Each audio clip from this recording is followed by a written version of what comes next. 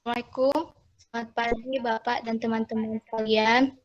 Di sini kami dari kelompok 4 akan mempresentasikan yang judulnya yaitu Model Inquiry Learning.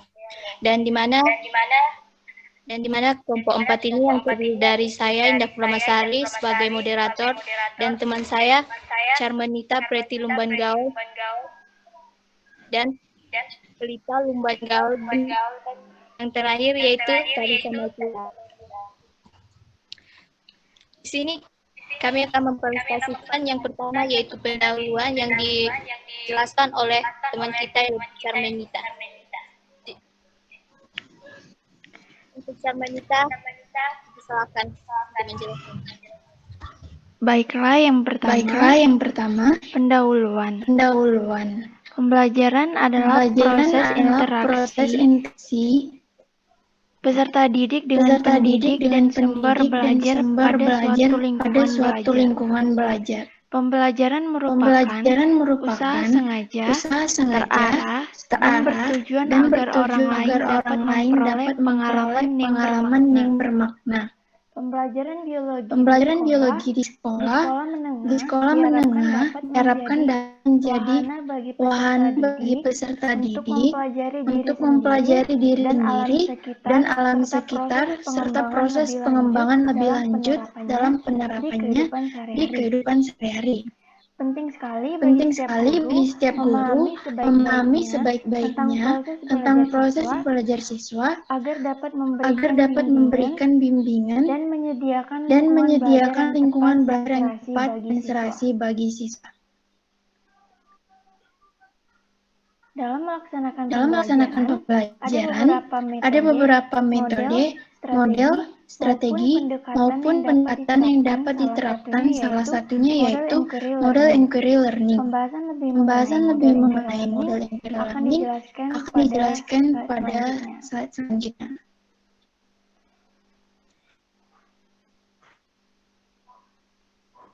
Model inquiry learning. Salah satu bentuk pendekatan pembelajaran yang menekankan pada pemberian pengalaman langsung dan yang berpusat pada peserta didik adalah strategi pembelajaran inquiry. Pendekatan inquiry lebih banyak digunakan agar peserta didik dapat menemukan jawaban dari masalah yang disampaikan oleh guru berdasarkan pemahaman peserta didik setelah melakukan berbagai eksplorasi, pengetahuan dan pengalaman belajar. Pendekatan inquiry biasanya dilakukan bersamaan dengan penggunaan metode eksperimen, demonstrasi, atau investigasi. Pendekatan inquiry juga dapat dilakukan dengan metode tanya jawab atau diskusi. Penggunaan metode diskusi biasanya digunakan untuk membelajarkan konsep yang sulit dilakukan dengan metode eksperimen atau demonstrasi. Selanjutnya saya serahkan kepada moderator. Oke, baiklah. Nah, yang penjelasan selanjutnya yaitu alasan inquiry termasuk model dan pendekatan akan dijelaskan oleh teman kita yaitu Pelita Lumban Gaul. Kepada Pelita Lumban Gaul saya persilakan. Terima kasih kepada moderator. Saya akan melanjutkan pembahasan berikutnya, yaitu alasan inquiry termasuk model dan pendekatan. Inquiry termasuk model karena proses pembelajaran yang dirancang membawa peserta didik dalam proses penelitian melalui penyelidikan dan penjelasan dalam setting waktu yang singkat. Model pembelajaran inquiry merupakan kegiatan pembelajaran yang melibatkan secara maksimal seluruh kemampuan siswa untuk mencari dan menyelidiki sesuatu secara sistematis, kritis, dan logis, sehingga mereka dapat merumuskan sendiri temunya. Tahap model inquiry yaitu yang pertama orientasi masalah, yang kedua pengumpulan data dan verifikasi, yang ketiga pengumpulan data melalui eksperimen, yang keempat pengorganisasian dan formulasi eksplanasi, yang kelima analisis proses inquiry. Selanjutnya, alasan inquiry termasuk model dan pendekatan pada metode inquiry adalah salah satu strategi pembelajaran yang memungkinkan para peserta didik mendapatkan jawabannya sendiri. Metode pembelajaran ini dalam penyampaian bahan pelajarannya tak dalam bentuk final dan tak langsung.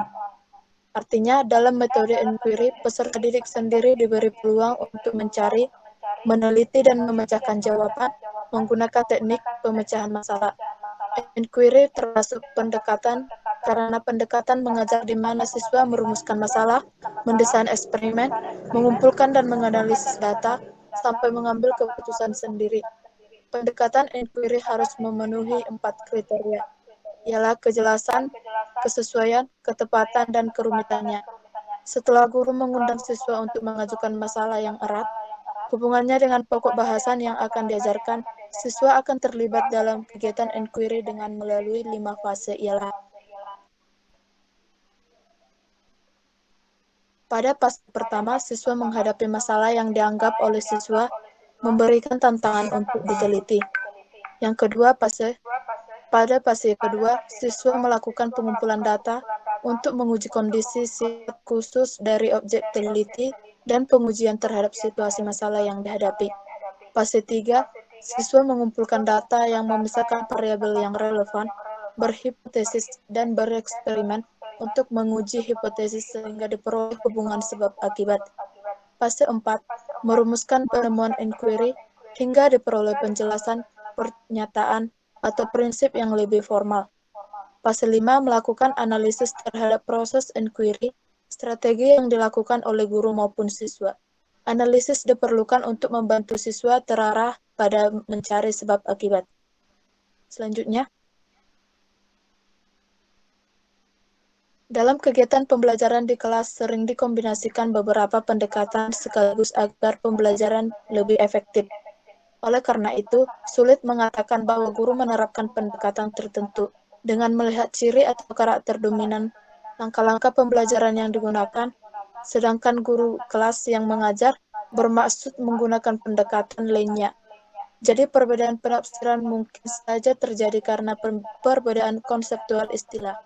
Selanjutnya, nama suatu pendekatan akan menjadi nama suatu model pembelajaran jika dalam pendekatan tersebut dijelaskan langkah-langkah pembelajarannya. Dengan kata lain, jika 5 komponen model pembelajaran yaitu sintak, sistem sosial, prinsip reaksi, sistem pendukung, dampak instruksional, dan dampak pengiring dipenuhi oleh suatu pendekatan, maka pendekatan tersebut dapat disebut model pembelajaran. Dalam penerapan praktis, di kelas terkadang tidak ditegaskan pemisahan antara model strategi, pendekatan, dan metode. Namun pendekatan terpadu dalam suatu kegiatan pembelajaran atau skenario pembelajaran. Terima kasih, saya kembalikan kepada moderator. Baiklah, terima kasih juga. Nah, yang selanjutnya yaitu pengertian model, metode, strategi, dan pendekatan akan dijelaskan oleh teman kita yaitu Tarisa Mapira. Dan Tarisa, saya persilakan. Baiklah, selanjutnya ada model. Model pembelajaran yang dipilih sangat ditentukan oleh sekurang-kurangnya 2 hal, yaitu yang pertama, bagaimana cara siswa belajar atau teori belajar. Yang kedua, tujuan yang ingin dicapai dengan pelajaran tersebut. Model mencakup strategi, pendekatan, metode, maupun teknik pembelajaran. Contoh, pertama, model antara lain model pembelajaran kooperatif atau cooperative learning. Yang kedua, model pembelajaran berbasis masalah atau problem-based learning. Yang ketiga ada model pembelajaran langsung direct instruction. Yang keempat, model penemuan atau discovery learning. Yang kelima ada model pembelajaran kuantum atau quantum teaching. Yang keenam ada model berbasis proyek atau project-based learning. Selanjutnya ada metode. Metode merupakan cara penyampaian materi pembelajaran dengan memperhatikan sasaran tujuannya. Contohnya, metode ceramah yang tepat digunakan untuk pengarahan dan memperkenalkan teori baru yang sifatnya knowledge. Metode tanya jawab cocok untuk mengembangkan sikap dan nilai. Metode problem solving cocok untuk digunakan mengembangkan keterampilan siswa dalam pemecahan masalah.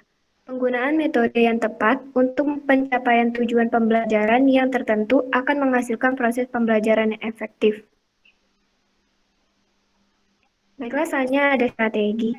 Strategi merupakan siasat dalam pembelajaran yang bertujuan mengoptimalkan proses belajar dan pembelajaran. Contohnya, mengaktifkan anak peserta agar terlihat bukan hanya fisik tetapi juga mental dan pengemosionalnya.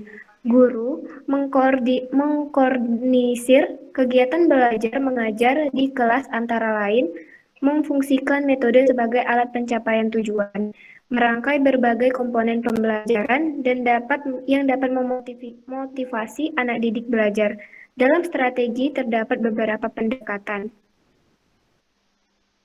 Selanjutnya akan dijelaskan oleh Indah Purnamasari.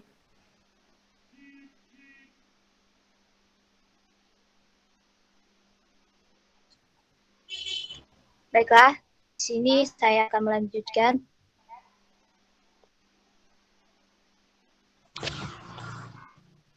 Pendekatan adalah cara pandang yang digunakan guru dalam memecahkan suatu masalah. Nah, suatu masalah yang dipelajari oleh dua orang dengan pendekatan yang berbeda akan menghasilkan kesimpulan yang juga berbeda. Norma-norma sosial seperti baik, benar, adil, dan sebagainya akan melahirkan kesimpulan yang berbeda dan bahkan mungkin bertentangan bila dalam cara pendekatannya menggunakan disiplin ilmu yang berbeda.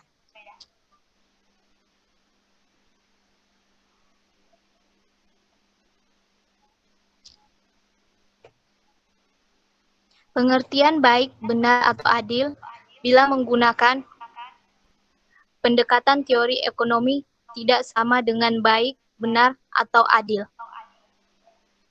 Menurut pendekatan agama atau menurut teori antropologi, nah contoh-contoh pendekatannya pertama yaitu pendekatan individual, kedua pendekatan kelompok, yang ketiga pendekatan edukatif, dan lain-lain. Next.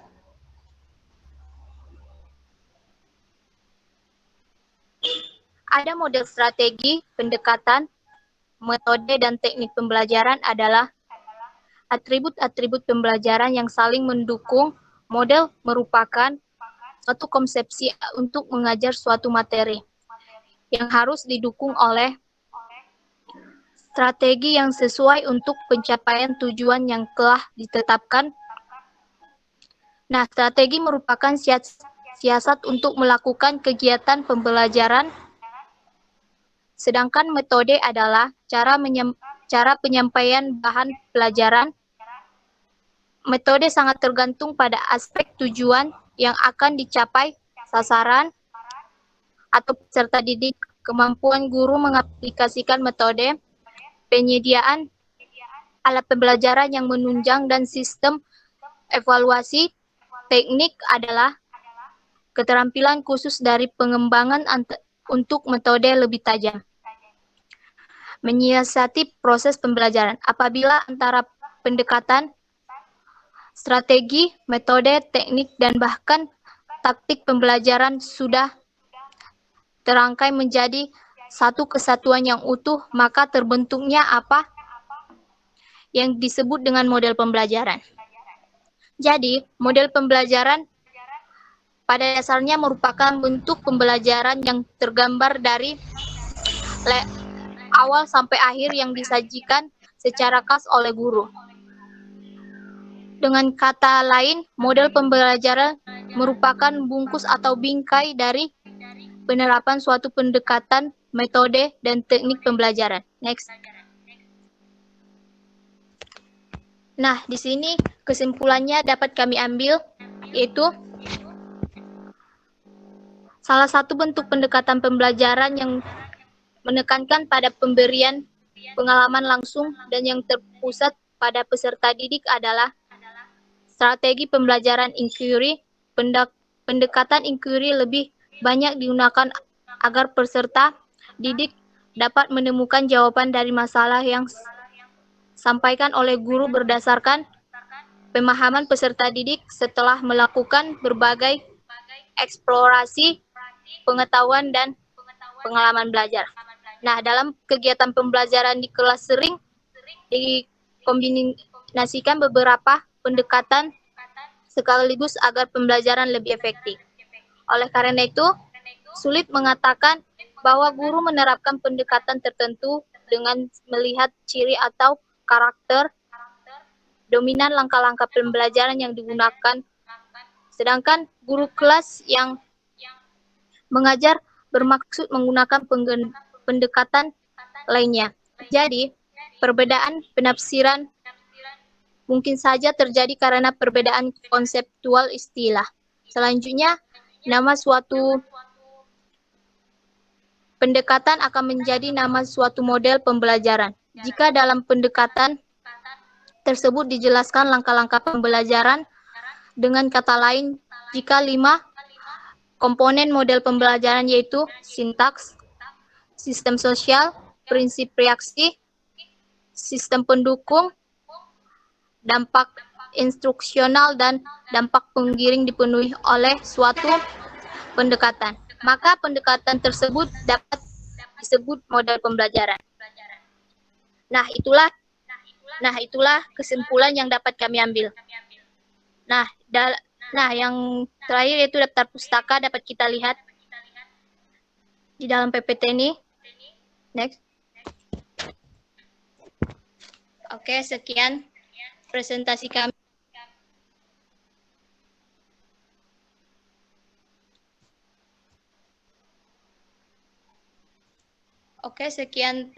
kami. Kami ucapkan terima kasih. Assalamualaikum warahmatullahi wabarakatuh.